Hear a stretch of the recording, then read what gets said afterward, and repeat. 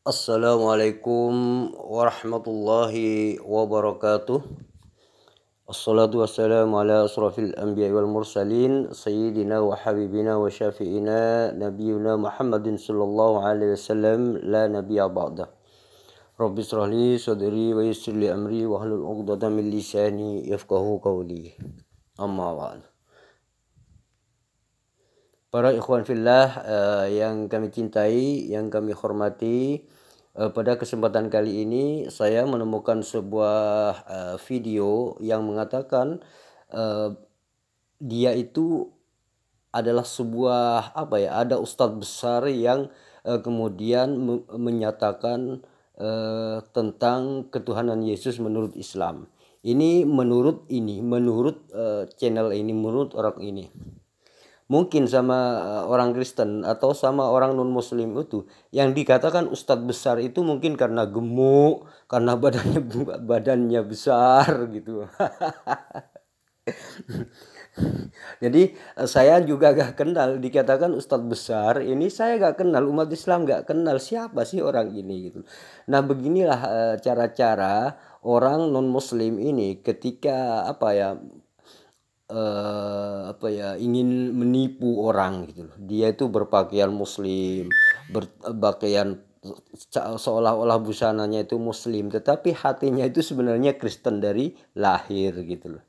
Nah ini orang ini kalau tidak demikian mungkin dia itu adalah seorang murtadin odong-odong gitu loh. Ya gimana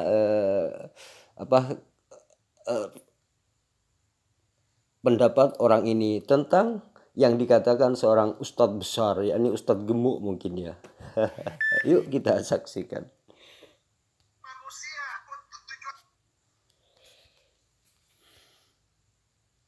Ada seorang ustadz besar yang menyampaikan sebuah kebenaran bahwa Yesus Kristus adalah juru selamat dunia. Yesus Kristus adalah Tuhan, diakui oleh kedua kitab suci, yaitu kitab Alkitab dan juga kitab Al-Quran. Merupakan suatu kebenaran dan fakta yang ditemukan oleh ustadz besar ini, diungkapkan kepada publik, dan dia mengajak umatnya untuk mengikuti jalan kebenaran, yaitu Yesus Kristus adalah Tuhan dan Juru Selamat. Saya tidak mau memperpanjang waktu, mari kita saksikan video berikut ini. Selamat menyaksikan.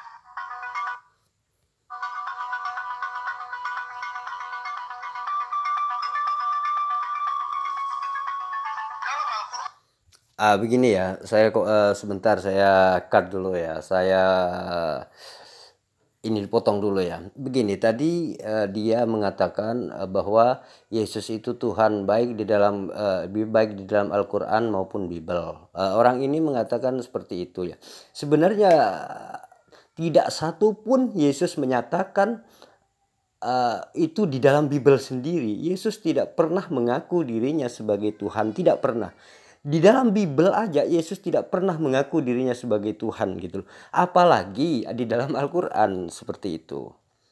Jadi dari mana orang-orang ini mengatakan Yesus itu sebagai Tuhan? Dia itu mengklaim bahwa Yesus itu dianggap sebagai Tuhan. Padahal Yesus tidak pernah mengajarkan dirinya sebagai Tuhan. Seperti itulah. Yuk kita saksikan lagi, lanjut. Di Quran surat Al-Imran 3:45 itu tertulis di sana. Dikatakan begini, saudara. It's qalatil malaikatu ya Maryamu innallaha yubassuruki bi kalimatin min ismuhul masihu Isa ibnu Maryam wajihan fid dunya wal akhirah. Jadi ketika itu Al-Quran bilang begini. Ketika itu Allah berfirman kepada malaikat Jibril, "Hai malaikat Jibril, lu datengin deh ke Maryam dan katakanlah kepada Maryam, innallaha yubassyiriki bi kalimatin min ismuhul masihu Isa ibnu Maryam." Kasih tahu kepada Maryam, ini adalah kabar baik, ini adalah kabar sukacita, bahwa engkau akan mengandung dan melahirkan seorang anak laki-laki yang bernama Isa. Isa putra Maryam. Yang sudah tertulis namanya Isa, bukan yang lain. Isa putra Maryam. Siapa dia? Dia itu adalah wajihan fi dunia wal akhirah. Dia penguasa dunia akhirat, sudah. Nah, di sini sudah jelas ya bahwa yang mereka katakan itu adalah adalah Nabi Isa putra Maryam. Jadi Allah mengutus malaikat Jibril agar supaya menyampaikan kepada Maryam bahwa Siti Maryam ini akan hamil gitu loh. Akan hamil, dan anak ini adalah disebut dengan putra Maryam. Jadi manusia itu pasti melahirkan manusia. Jadi tidak mungkin manusia ini kemudian melahirkan Tuhan gitu, nggak mungkin. Jadi orang ini sebenarnya orang Kristen gitu loh. Orang Kristen yang kemudian menyamar menjadi seorang Muslim dengan berpakaian peci dan seterusnya gitu loh. Jadi saya beri kabar ya. Sebenarnya orang-orang Kristen ini seperti contohnya ya seperti dulu ini ya. Dulu Ustadz Manahim Ali ini adalah seorang Kristen gitu loh. Orang Kristen dia itu bisa membaca bahasa Arab gitu. Nah dia itu bisa berbahasa. Nah kemudian dengan terus belajar, kemudian Manahim Ali ini menjadi seorang kemudian masuk Islam seperti itulah. Jadi orang-orang ada agama lain ini kemudian belajar bahasa Arab, kemudian agar supaya mau menipu umat Islam dengan membaca Al-Quran, padahal yang mereka tipu itu sebenarnya kaumnya mereka sendiri. Jadi umat Islam, kalau orang yang bisa membaca tidak mungkin bisa ditipu dengan orang ini. Jadi sudah jelas di sini Nabi Isa itu manusia, putra Maryam. Jadi putra, bukan Tuhan. Jadi Tuhan akan masuk ke dalam rahimnya Maria, bukan seperti itu. Tetapi di sini adalah akan mengandung. Tuhan itu memberi kabar melalui malaikat Jibril, kemudian mengabarkan bahwa akan hamil seorang manusia. Artinya di sini Nabi Isa putra Maryam. Jadi seperti itulah gitu. Yuk lanjut lagi. Yang luar biasa saudara. Itu sebabnya Al-Quran mengaminkan bahwa seluruh dunia, siapapun dia yang masih manusia itu harus merayakan Natal. Nah katanya siapapun dia yang masih manusia harus merayakan Natal. Sebenarnya Natal itu sendiri kontroversi gitu loh.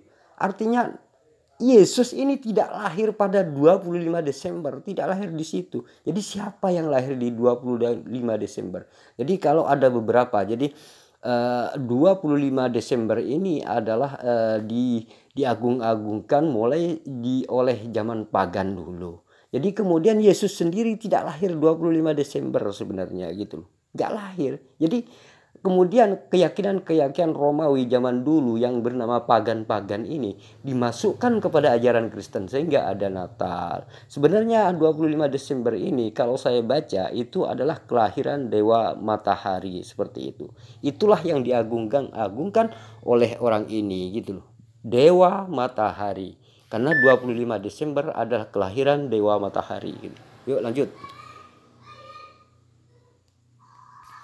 Yang masih manusia. Kecuali udah berubah. Kenapa? Karena Al-Quran sendiri sudah menyatakan itu. Kalau Al-Quran menyatakan itu ya yes, ini hal yang sangat penting. Kenapa yang dibawa? Keselamatan dunia ini.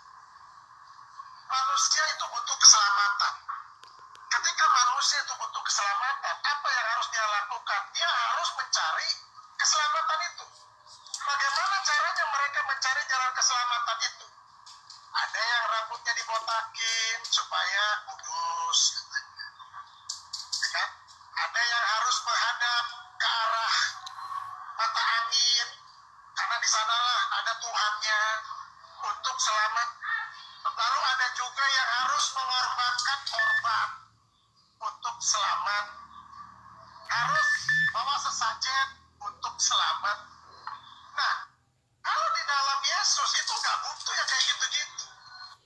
Nah katanya kalau ingin selamat ada yang berkorban, ingin selamat, ada yang dibotak seperti orang Hindu atau Buddha mungkin ya, Hindu ya. Itu pengen selamat kata orang ini. Dan juga sebenarnya di dalam Kristen itu ada juga yang harus mengakui pembunuhan terhadap Tuhan agar selamat gitu.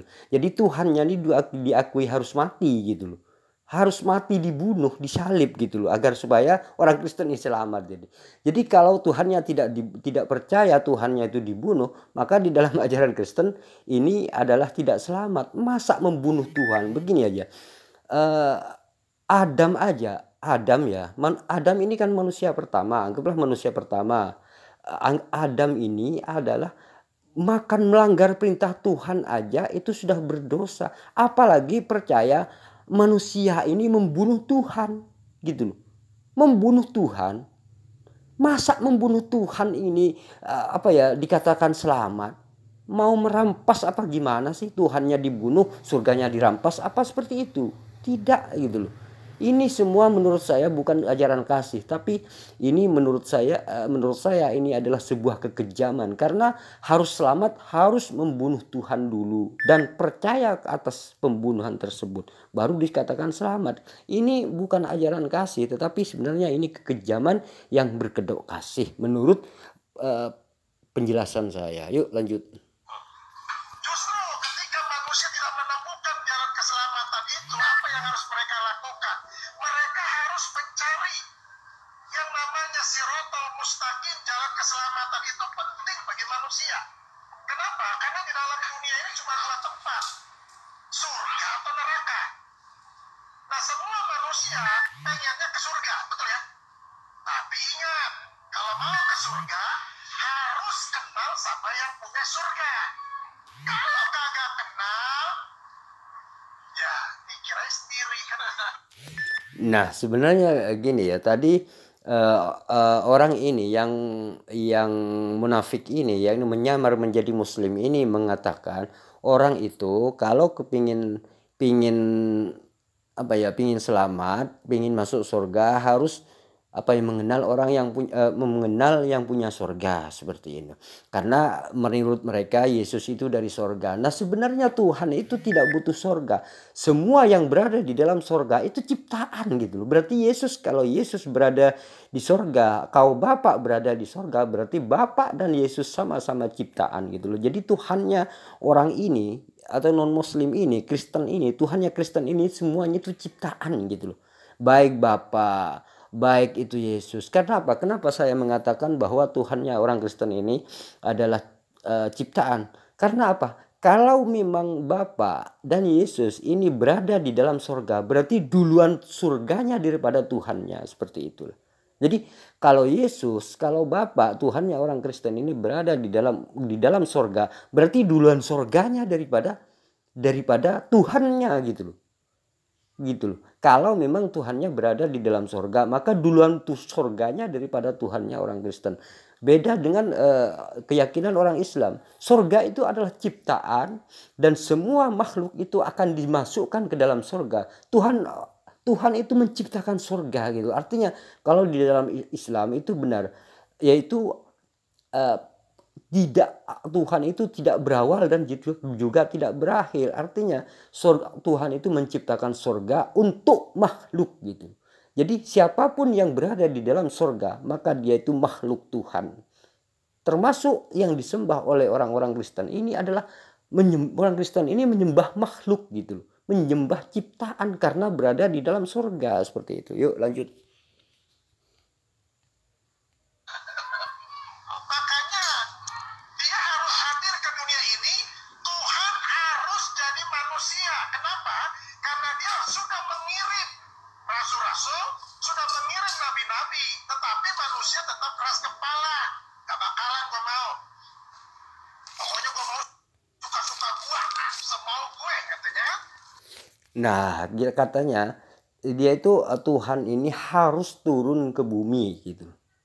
Jadi menurut dia karena Tuhan itu sudah mengirim para nabi itu gagal, mengirim para utusan gagal, sehingga dia turun sendiri menjelma menjadi Yesus gitu. Seperti itulah keyakinan orang ini. Nah sebenarnya Tuhan turun ke bumi juga gagal, malah ditangkap dan dibunuh. Kalau para nabi itu di zaman Israel itu ditangkap dan dibunuh, banyak yang dibunuh para nabi oleh Israel ini, oleh bangsa Israel ini dibunuh para nabi. Nah kemudian Tuhannya pun ditangkap dan dibunuh, itu disalib gitu loh.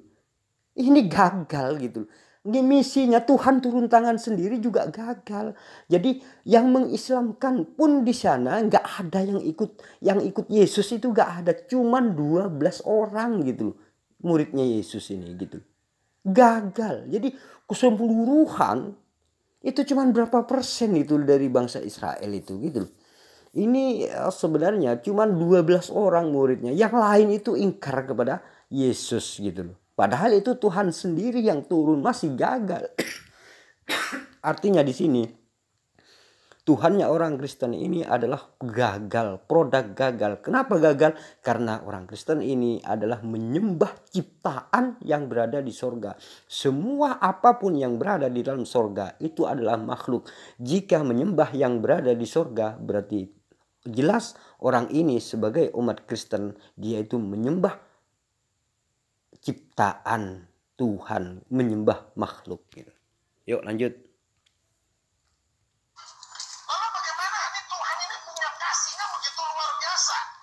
Yang tadi sudah disinggung, karena begitu besar kasih Allah. Apa yang Tuhan mau lakukan ini manusianya harus, semuanya ini harus masuk surga. Karena neraka diciptakan untuk setan, untuk genderuwo, untuk iblis, bukan untuk manusia. Manusia ditempatkan semuanya masuk surga. Amin. Tapi bagaimana?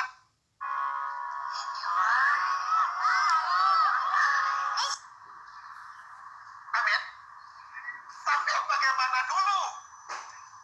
Nah itu kemauannya Tuhan, itu hatinya Tuhan. Tuhan mau semua manusia itu masuk surga. Bagaimana caranya untuk Tuhan menyelamatkan manusia? Dia harus jadi manusia. Kenapa harus jadi manusia? Karena yang diselamatkan manusia, bukan monyet. Nah katanya Tuhan itu karena ingin menyelamatkan manusia, Tuhan itu akhirnya menjadi manusia, menjelma menjadi Yesus.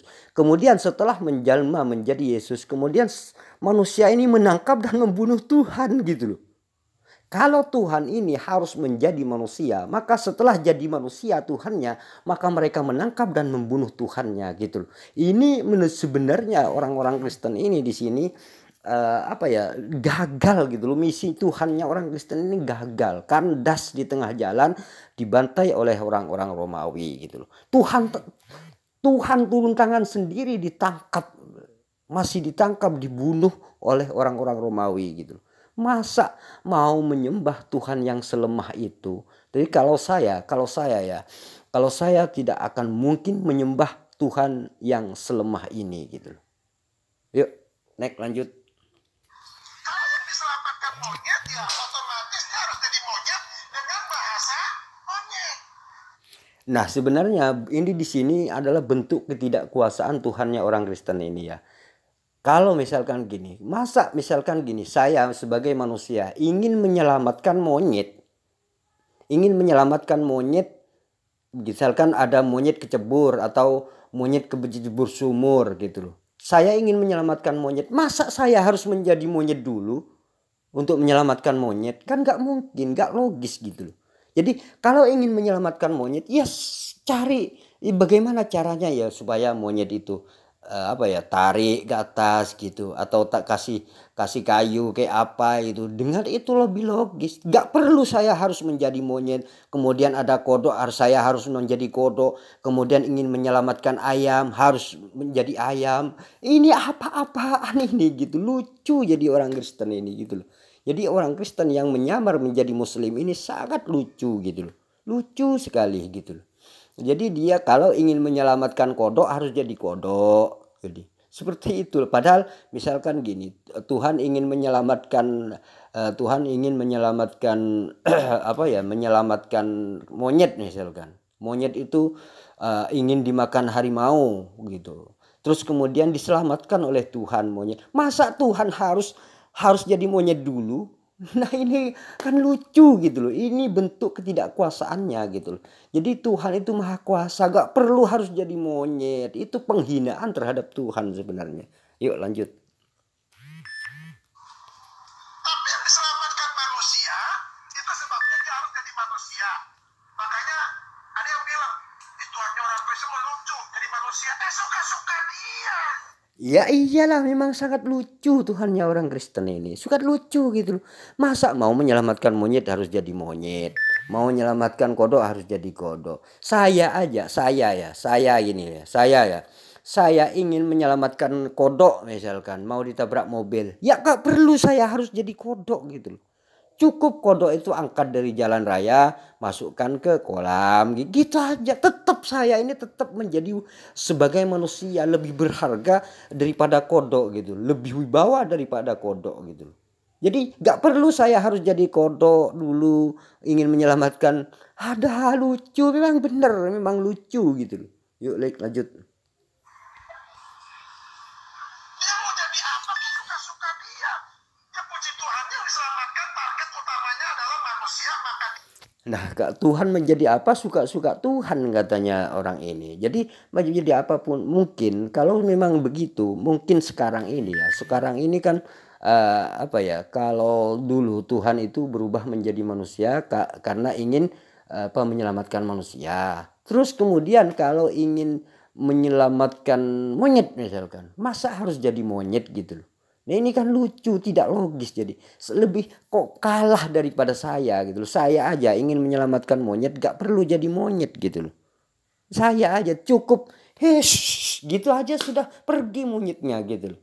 Padahal ini manusia gitu. Tuhan kok harus jadi monyet dulu gitu. Aduh lucu. harus jadi manusia dengan bahasa manusia, dengan gaya hidup seperti manusia. Nggak mungkin dia datang sebagai roh. Jadi di sini sebenarnya apa ya, orang-orang yang menyamar menjadi seorang muslim ini sebenarnya sangat menghina Tuhan sendiri. Yesus sendiri sebenarnya tidak pernah mengaku dirinya sebagai Tuhan, nggak pernah. Bahkan Yesus mengatakan sembahlah Allah saja yang esa, hanya kepada Dia saja kamu berbakti. Itu pesan Yesus. Yesus mengatakan hanya kepada Dia, kata Yesus. Dia gitu. Loh kenapa tiba-tiba itu apa orang Kristen ini menyembah Yesus gitu loh. Padahal Yesus gak pernah mengajarkan dirinya sebagai Tuhan gitu.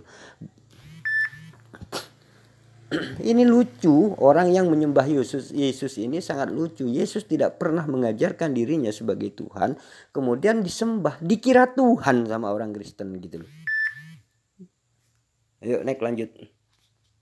Kenapa? Ngeri. Ada suara nggak ada wujud. Budi, Budi, ada suaranya tapi nggak ada wujudnya. Bahaya kan ini? Nggak mungkin juga dia tiba-tiba datang cering jadi manusia dewasa. Kenapa? Karena manusia selalu mencari silsilah. Dia anak siapa ya? Bapaknya siapa ya? Ya ada tuh yang model kayak gitu bang. Ada ya? Nah, disinilah. Lah kemudian tuh apalagi di dalam ajaran Kristen ini Tuhannya itu punya silsilah gitu loh. Nah, kalau saya baca silsilahnya Yesus tuh yang dianggap Tuhan oleh orang Kristen, ini kalau baca dari atas ke atas ternyata Yesus ini keturunan para bezinah gitu. Banyak sekali orang-orang bejat ini mengalir darahnya ini mengalir kepada darah Yesus ini terkontaminasi dengan darah-darah para bezinah di atas gitu. Kenapa? Karena kemudian kepada Maryam dan Maryam ini kemudian Maria ini kemudian lahir Yesus. Nah, kemudian Yesus ini susu yang oleh disusu oleh Yesus ini ternyata air susunya itu kan darah masih gitu loh. Nah, itu masuk ke dalam diri Yesus gitu loh. Nah, di sini darah-darah para pezinah dari atas dari silsilahnya itu dia itu akhirnya apa? Darah Yesus terkontaminasi oleh darah para pezinah gitu loh. Karena Yesus masih ada di dalam rahim, terus kemudian menyusu gitu loh. Itu darah-darah para pezina itu masuk ke dalam diri Yesus. Artinya darah Yesus ini adalah darah para pezina. Ini kalau saya baca silsilahnya Yesus dari atas-atasnya gitu loh. Itu ada di dalam Bible itu sendiri gitu loh. Yuk naik lanjut. Bisa nah, tuh, itu manusia gak jelas. Maka hidupnya juga gak jelas. Yesus harus jadi manusia dengan bahasa manusia. Untuk tujuannya cuma satu, manusia harus diselamatkan dan dibawa ke surga. Makanya ini manusia yang sangat suci. Al-Quran bilang begini, saudara. Di dalam Quran surat Maryam 19 ayat 19 dibilang begini. Qala innama ana rasulu rabbika li'ahaba laki gulaman zakiyya. Artinya begini.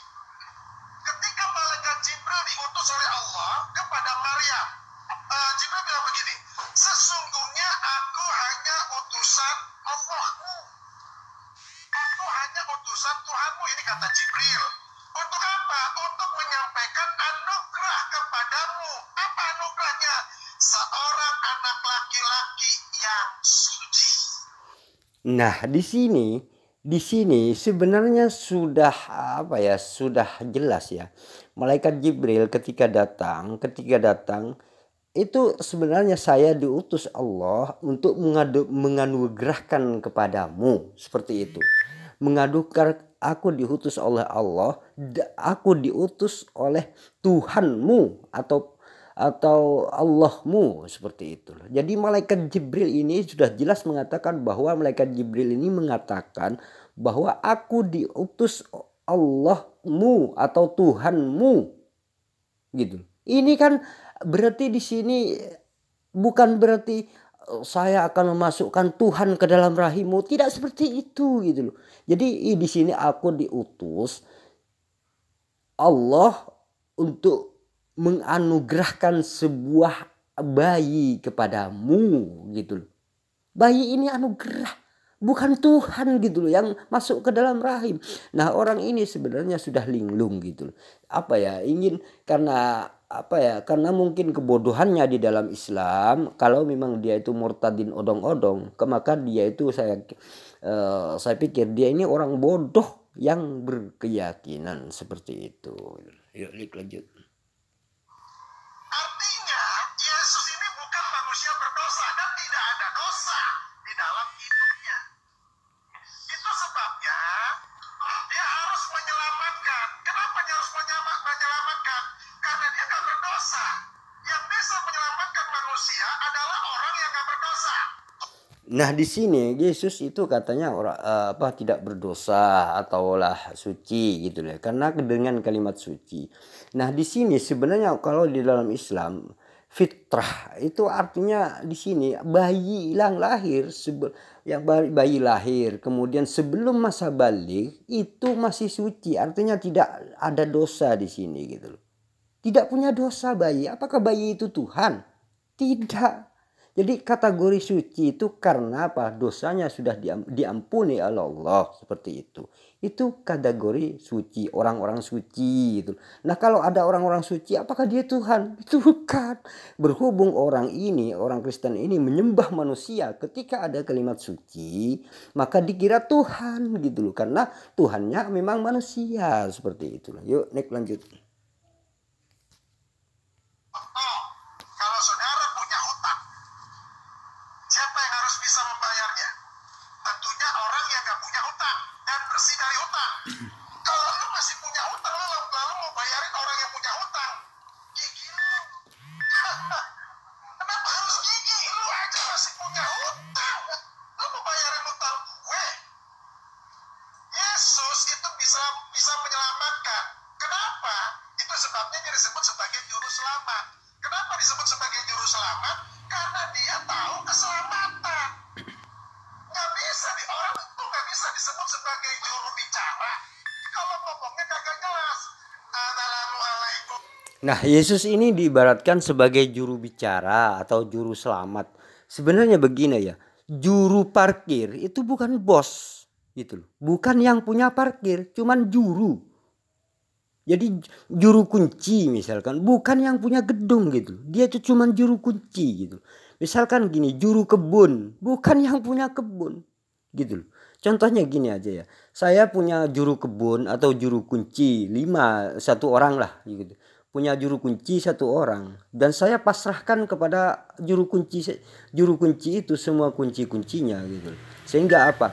Juru kunci itu dengan leluasa membuka, menutup dan seterusnya begitu. Ketika ada orang masuk dibukakan pintunya seperti terusnya. Nah, itu bukan berarti juru kunci itu bos. Begitu juga Yesus. Kalau Yesus cuman juru selamat, gitu ada yang memerintahkan gitu loh. Memang seperti itu, memberi kekuasaan kepada juru kunci ini gitu. Ibarat saya memberi kekuasaan kepada juru kunci agar supaya membuka, menutup dan seterusnya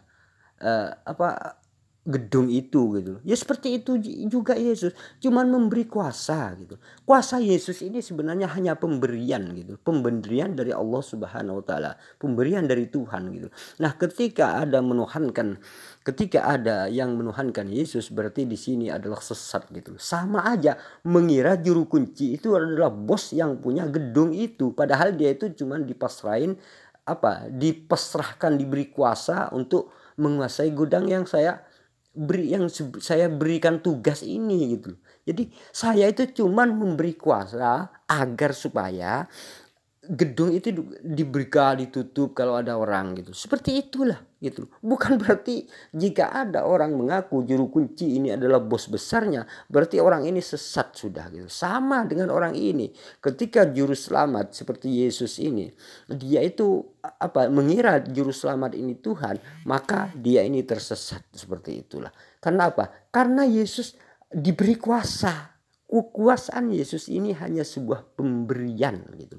Yang memberi inilah yang sebenarnya bos besar, seperti itulah. Yuk next lanjut. Bapak Ibu, nah bagaimana dia disebut sebagai juru bicara? Bapak Ibu yang namanya ini mau menyampaikan pesan dari Bapak Presiden. Nggak bisa disebut sebagai juru bicara model begini, saudara. Nah, ini sebenarnya gini, juru bicara presiden bukan berarti presiden gitu loh. Bukan berarti kalau juru bicara presiden bukan berarti presiden. Presiden gak perlu menjelma harus menjadi juru bicara, tidak perlu gitu loh. Nah, seperti inilah gitu. Juru bicara itu beda, presiden itu beda. Sama Yesus kalau cuman juru ini sebenarnya Yesus hanya diberi kuasa gitu. Kekuasaan Yesus itu hanya pemberian gitu, pemberian Tuhan. Makanya Yesus mengatakan, sembahlah Allah saja yang esa, hanya kepada Dia saja kamu berbakti. Begitu. Yesus gak pernah mengajarkan dirinya sebagai Tuhan, tidak pernah. Di dalam Bible itu tidak pernah, apalagi di dalam Al-Quran. Orang ini sebenarnya bukan menipu umat Islam, sebenarnya orang Kristen yang ditipu agar supaya dia itu mengucur perpuluhannya gitu. Orang ini cuma mencari perpuluhan sebenarnya gitu. Yuk next lanjut. Yesus disebut sebagai juru selamat. Kenapa? Karena dia tahu jalan keselamatan. Haleluya. Gak ada lain lagi. Di bawah kolong langit ini tidak ada nama lain yang dapat menyelamatkan seisi dunia. Itu sebabnya dia harus turun ke dunia ini untuk menyelamatkan manusia. Nah, di sini Yesus itu katanya Tuhan itu harus turun ke dunia menjelma menjadi manusia, sehingga menjelma jadi Yesus.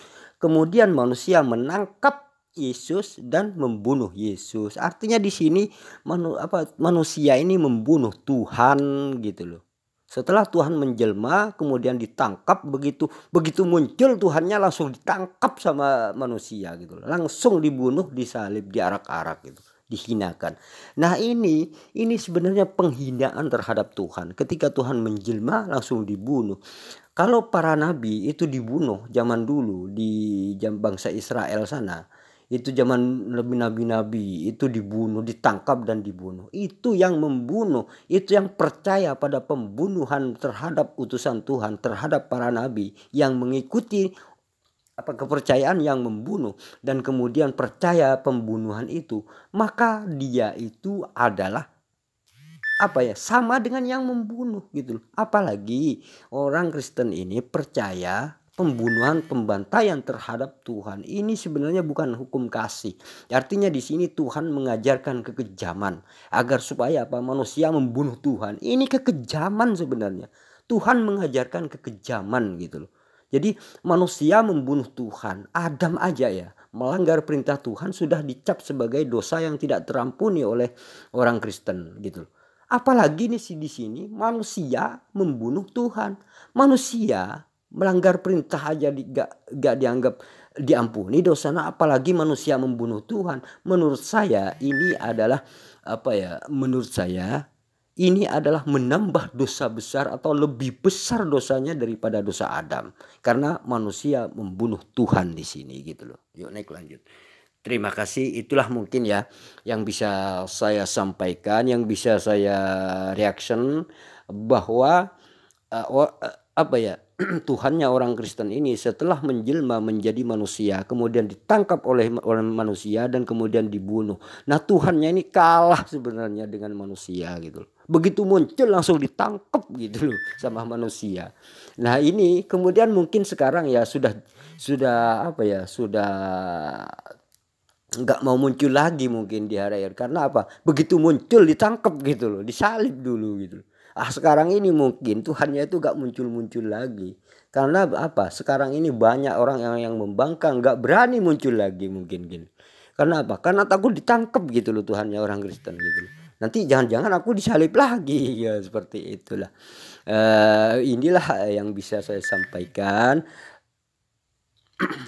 bahwa orang ini tidak menipu, sebenarnya bukan menipu umat Islam. Sebenarnya orang Kristen yang ditipu dengan dengan kebohongan dia sendiri gitu loh, agar supaya mereka itu mengalir perpuluhan kepada dia. Jadi intinya dia itu ujung-ujungnya itu ingin uang gitu loh, ingin perpuluhan supaya dia itu mengalir dananya ke mereka gitu loh. Jadi sebenarnya dia itu berani berbohong, berani berdusta, berani menggunakan kelicikan-kelicikan seperti ini agar supaya apa?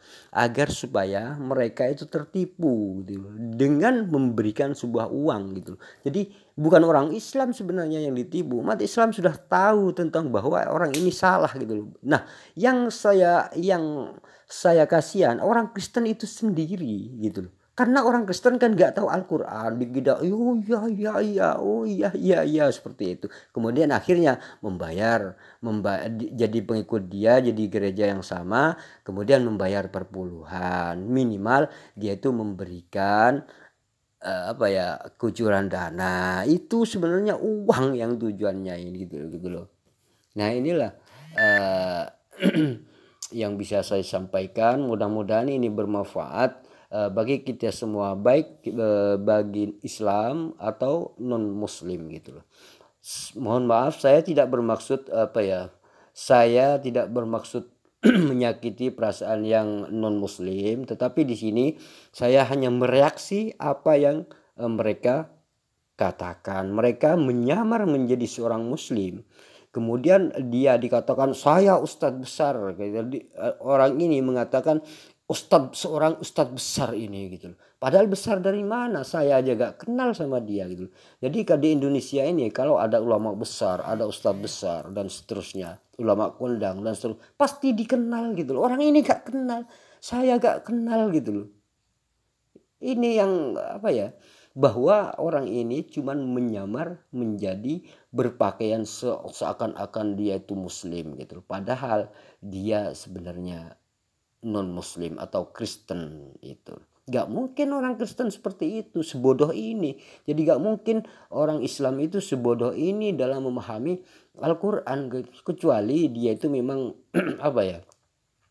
memang alasannya karena uang gitu. Jadi kebohongan dia itu memang berani berkata bohong karena uang, karena perempuan dan seterusnya. Itu gak ubahnya dari di perut dan bawah perut aja sebenarnya orang ini. Yuk mudah-mudahan kita ini bermanfaat bagi kita semua. Dan akhirul kalam, mohon maaf apabila ada yang merasa tersinggung. Saya tidak berniat untuk membuat Anda semua tersinggung. Cuman saya mereaksi video ini gitu loh. Terima kasih. Wassalamualaikum warahmatullahi wabarakatuh. Dukung terus channel ini.